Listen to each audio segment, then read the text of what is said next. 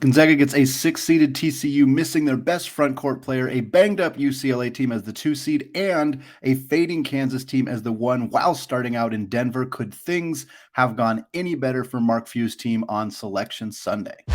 You are Locked On Zags, your daily podcast on the Gonzaga Bulldogs. Part of the Locked On Podcast Network. Your team every day.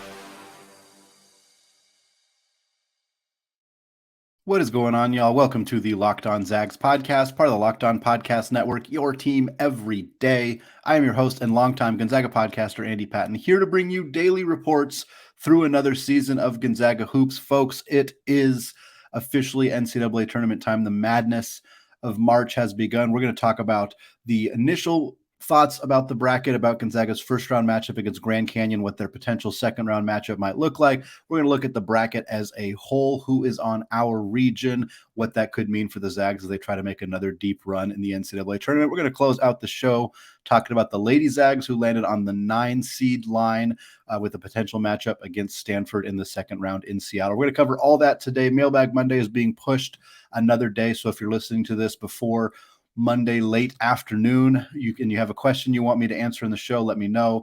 I'll reach out on Twitter, Andy Patton CBB, or I'll give you an email, andypatton013@gmail.com, trying to compile all those questions to get into a mailbag for Tuesday.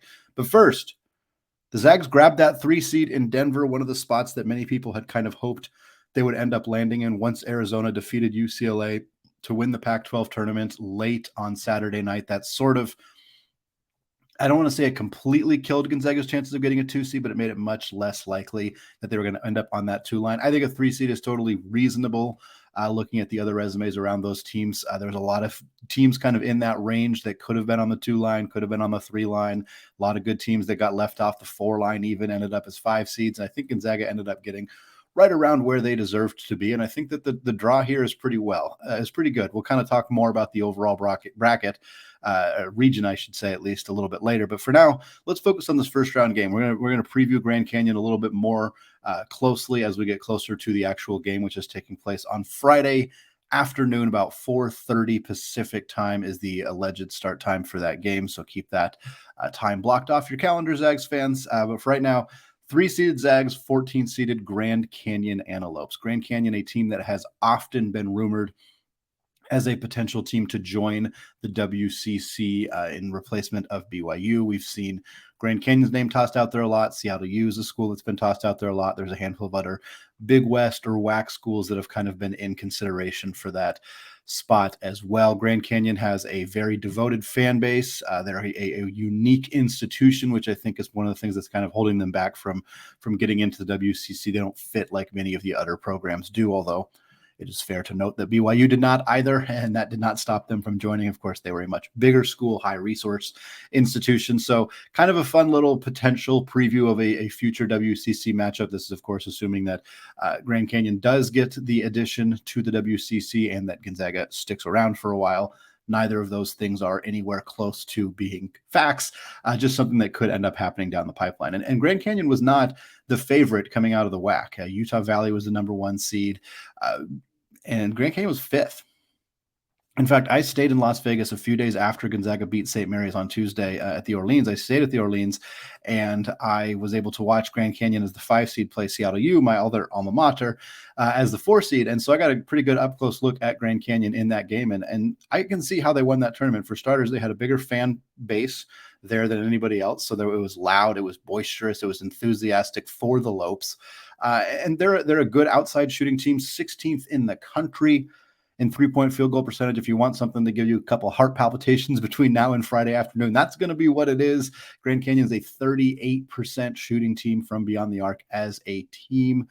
This is their second tournament appearance in the last 3 years under Coach Bryce Drew, his 3rd season, now back in the dance for his 2nd time. We'll see how much longer that keeps him at Grand Canyon, or if he gets some opportunities to maybe, move up to Arizona State, although Bobby Hurley may have saved his job by making the NCAA tournament this year, and in fact could be a potential second-round opponent of the Zags if they are able to get past Nevada for a play-in game and TCU as the 6th seed. Regardless, Grand Canyon 24-11 on the season, only 10-7 in conference play, so they struggled a little bit in the WAC. Again, came into the WAC tournament as the 5th seed before going on a nice little run and ultimately winning the whole championship. 104th in the net, 109th in KenPom. So we're talking about like a team that would be 5th-ish in the WCC. Not too dissimilar, quite frankly, looking at the analytics from a team like LMU, who Gonzaga beat very, very badly one time and lost to another time. So I'm not sure that that's the comparison that you all wanted to hear, but that is about where they are from that analytical perspective. Ray Harrison is the player to keep a close eye on here, 17.5 points per game. He also leads the team with 3.5 assists. And again, I think the biggest story for Grand Canyon, they can shoot the rock. And I think they're going to have a good fan base in Denver, not as good as Gonzaga's fan base. I can almost promise you that. But I think that this is in terms of 3-14s, this is a decent matchup. It's not going to be super easy for Gonzaga, but they should take care of it. They don't have a very great low post presence. I'm not sure how they're going to guard Drew Timme. They're going to have to light it up from deep. And quite frankly, teams have been able to do that against Gonzaga. So that'll be something to keep an eye on. But I'm not overly concerned about Grand Canyon in the first round. Second round matchup is going to be either TCU, Arizona State, or Nevada. Arizona State and Nevada were two of the last teams to sneak into the NCAA tournament. They are participating in that 11-seeded play-in game. The winner of that game will then turn around and play TCU in the 6 versus 11. TCU, one of the top teams in the Big 12, the top basketball conference in the country by a significant margin. TCU was led throughout the year by Mike Miles Jr., one of the best point guards in the entire country. Experienced guard play is what wins in March so often, and they absolutely have that in Mike Miles Jr. The reason that I'm not nearly as concerned about TCU as I would have been previously is that Eddie Lampkin, their star rebounder, their star low post player, the only player on that roster I think has a very good chance of defending Drew Timme adequately in single coverage. He's no longer with the team. The details at this point are kind of hard to verify. Eddie Lampkin made it clear on social media that he left the team in part because of significant disagreements with the coaching staff. He felt like he was being mistreated by Coach Dixon. He had sent some emails and some texts and some conversations with other coaches where he was kind of expressing those concerns and kind of hearing it back from those coaches. So there seemed to be some significant drama within the TCU program. I'm not going to get into all the details because frankly, I don't know all of the details. It's kind of some hearsay situations right now, but what we do know is that Eddie Lampkin is not with the team. That's a big deal. That's a really big deal for TCU to go into this tournament without their low post presence and to have to potentially face a team that is so dominant in the paint in Gonzaga in the second round without Eddie Lampkin. It's going to be hard for Gonzaga to stop Mike Miles Jr. He's very, very talented. They have other creators around him. This is a good overall team. But a 6-seeded TCU without Lampkin is not a bad draw for the Zags by any stretch of the imagination. You got to feel fairly confident about this. Of course, TCU has to get by either Arizona State or Nevada. We have seen sometimes the team that wins that play-in game on Tuesday carries enough momentum into the actual NCAA tournament to make a deep run. Hello, UCLA in 2021. That is what they did until Jalen Suggs hit a big old bank shot to end their season. I don't think Arizona State or Nevada are real threats to Gonzaga. Quite honestly, Nevada, I'm glad they got into the tournament. I do think that they deserved it, but they didn't really beat a whole lot of tournament teams in the regular season. The Mountain West had a couple of teams for them to potentially beat in San Diego State and Boise State, who was also on this side of the bracket. Utah State also made the dance. Nevada didn't do well against those teams. Arizona State got beat by 37 points by San Francisco earlier this season. That was their worst loss of the year, mind you, and not necessarily indicative of how they would play against Gonzaga, but it is noteworthy that that is a game that happened to them. Desmond Cambridge is a really, really good guard for them, actually a transfer from Nevada, so that'll be a fun matchup for them in the play-in game. Warren Washington, also a transfer from, I believe, Nevada, at least from a Mountain West school. I'm not 100% sure if it's Nevada. Regardless, Arizona State's a solid squad. I don't think they'd give Gonzaga too much trouble, and quite honestly, I don't see either of those teams advancing past TCU, even if they don't have Eddie Lampkin. Well, let's talk about the rest of the bracket. We're going to talk about a banged-up UCLA team, what that matchup could potentially look like. We're going to talk about a struggling Kansas squad at the very top, as well as some dark horse candidates to come out of this conference, including St. Mary's. But first, let's talk about today's sponsor, Built Bar. If you're looking for a delicious treat, but you don't want all the fat and calories, then you have got to try a Built Bar. We're here in March Madness, and I know while watching all these games, one of my goals is to eat a little bit healthier. If you're like me, where you want to eat healthier, but you don't want to compromise taste, then I've got just the thing for you. You've got to try Built. With Built, healthy is actually tasty. Seriously, they are so delicious. You will not think they're good for you. What makes Built Bars so good? Well, for starters, they are covered in 100% real chocolate. That's right, real chocolate. And they come in unbelievable flavors like churro, peanut butter brownie, and coconut almond. I'm not sure how Built does it, but these bars taste like a candy bar while maintaining amazing macros. They only have 130 calories, 4 grams of sugar, and a whopping 17 grams of protein. And now you don't need to wait around to get a box. For years, we've been talking about ordering your Built Bars at Built.com. Now you can get them at your local Walmart or Sam's Club. That's right. Head to your nearest Walmart today, walk up to the pharmacy section, and grab yourself a 4-bar box of cookies and cream, double chocolate, or coconut puffs today. All right, segment 2, still Andy Patton, still Locked On Zags. And I want to thank you all for making Locked On Zags your first listen of the day. For right now, grab your bracket and go listen to the Locked On College Basketball Bracket Breakdown. Isaac and I recorded this on Sunday. It was so much fun breaking down every game in the bracket on the west side, or on the left side, the right side. We made our Elite 8 and Final 4 predictions. We talked to some other folks around the Locked On College Basketball, or Locked On Network, to kind of discuss some matchups and everything. It's a fantastic show. It's available on the Odyssey app. It's available on YouTube. It's available wherever you get your podcasts. Check it out.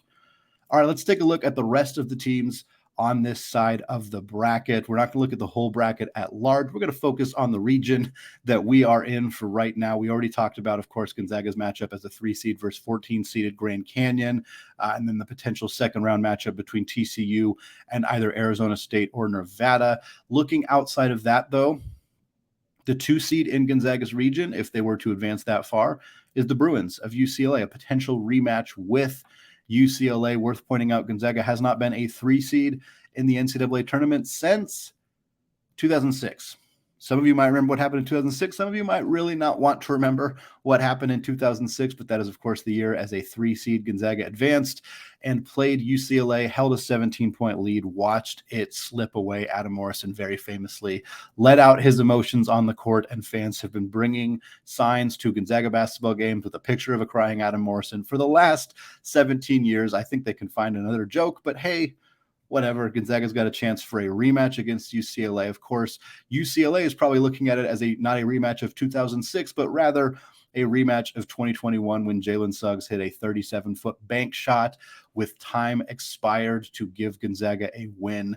An incredible, extraordinary shot, one of the greatest in school history, if not the greatest in school history. So setting up that potential rematch is very, very fun. It's worth pointing out with UCLA, they lost the Pac-12 championship game without Jalen Clark, who is expected to be out for the rest of the NCAA tournament. Clark was the Pac-12 Defensive Player of the Year. He averaged 13 points and 6 rebounds per game while being one of the best perimeter defenders in the country. That's a really hard player for UCLA to have to go into the NCAA tournament without. They also did not play against Arizona with Adem Bona, their star freshman big man. Also a defensive player, good shot blocker, good rebounder. UCLA, but Bona's status is not clear as of right now, whether he will play for them in their first round game. Certainly we are not sure whether he will be available by the time a potential matchup between Gonzaga and UCLA would take place. But they're probably going to be without Clark. And that alone makes them a more vulnerable team. I thought UCLA was going to get a 1-seed. I thought they probably deserved a 1-seed. They blew the game against Arizona. Courtney Ramey hit a 3 with less than a minute left to give Arizona a lead. They barely led in that game at all, but they ended up winning the Pac-12 championship. Had that not happened, UCLA might have earned a 1-seed. So this is a very, very good team, but they are a little bit banged up. And it is worth noting that not having a good perimeter defensive player against Gonzaga is going to be tough. Not having your best front court defensive player, really tough. Really tough. How they're going to defend Drew Timme is going to be a very big question because they struggled to guard Azuolas Tubelis. Umar Ballo didn't have a fantastic game against UCLA, but he did have a double-double in that one. I think that they're going to struggle with good, solid front court players. And Drew Timme and Gonzaga, they meet that criteria pretty significantly. So something to keep an eye on there. UCLA's first-round matchup is against UNC Asheville, the 15-seed. Shout out Mike Morrell, the head coach, their friend of the co-host of the Locked On College Basketball podcast, Isaac Shade. Very cool to see UNC Asheville in the dance. Couple other matchups, 5-12 St. Mary's versus VCU. Yeah, it's the first time we're mentioning St. Mary's in the same region as the Zags. It would take some interesting upsets in order for them to actually face each other. But hey, a 5 seed versus a 3 seed has definitely happened out of a region before. St. Mary's is going to struggle getting past their first round matchup, VCU, a team that is very, very good and dangerous out of the Atlantic 10. And I think kind of a frustrating matchup for St. Mary's. We'll talk a little bit about that more later in the week, but a chance for a rematch with St. Mary's is always fun as well. 4 seed is UConn.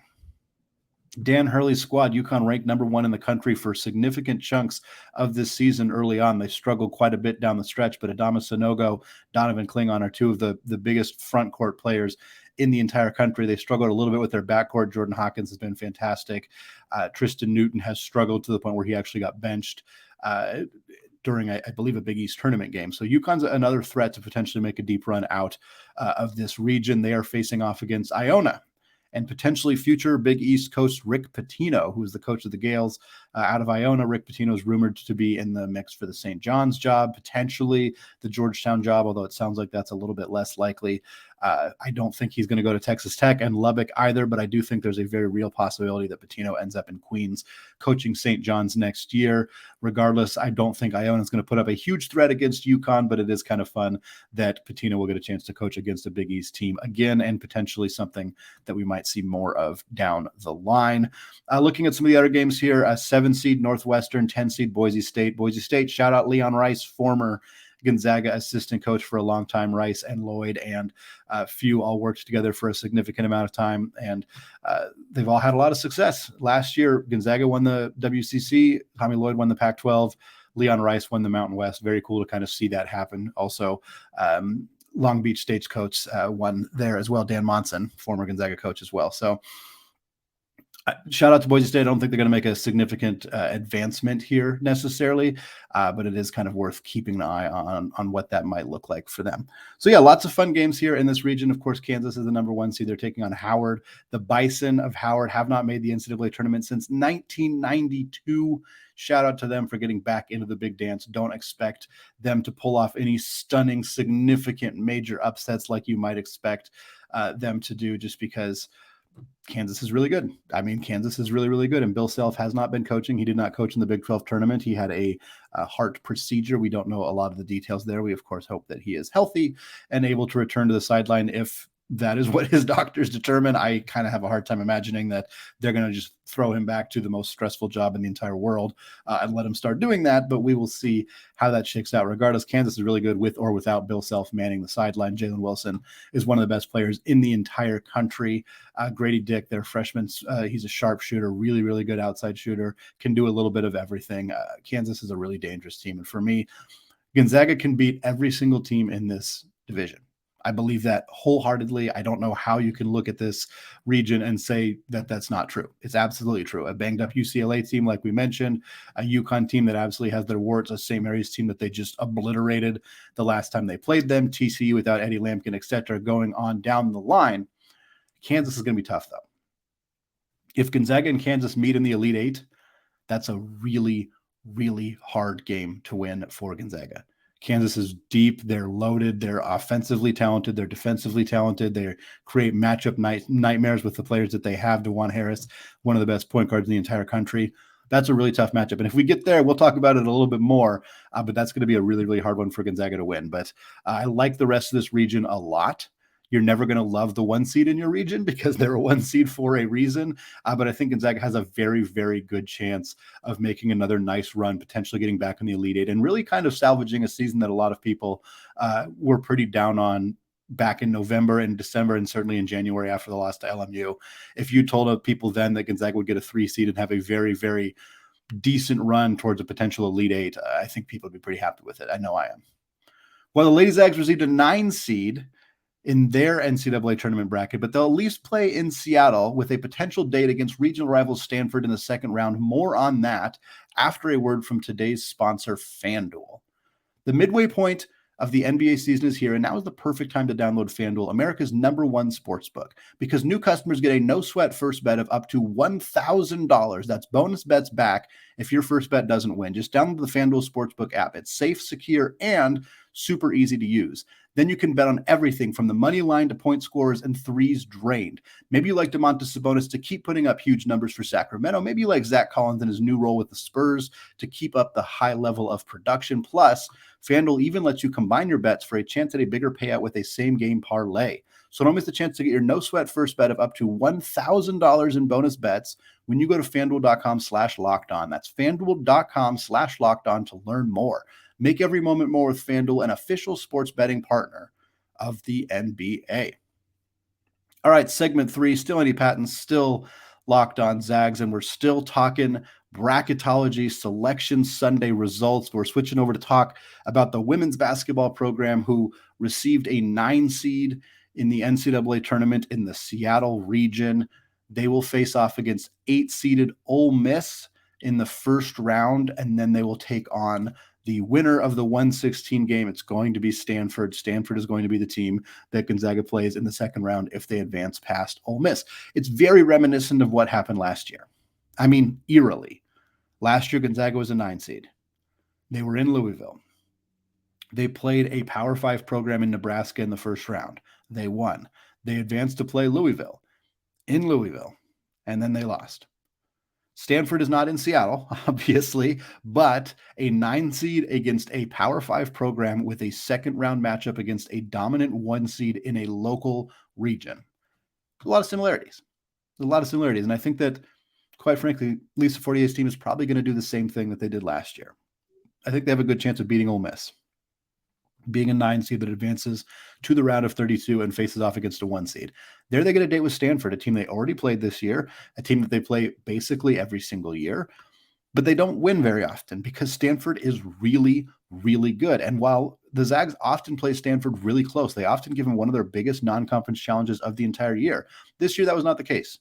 Gonzaga did not fare particularly well in that game against Stanford. So that's a tough second round matchup. We'll see we can cross that bridge when we get there and see how Gonzaga does against Stanford. Of course, as regional as Stanford is to the West Coast, Spokane's closer. And there's going to be a lot of Gonzaga fans at that second round game in Seattle. So it'll be interesting to kind of see what the crowd kind of reaction is, whether it's more pro Gonzaga, whether it's more pro Stanford, whether it's kind of a 50-50 split or not. But from a talent perspective, Stanford is very, very good. The Lisa Fortier's team is going to have to shoot really well from beyond the arc, which they can do.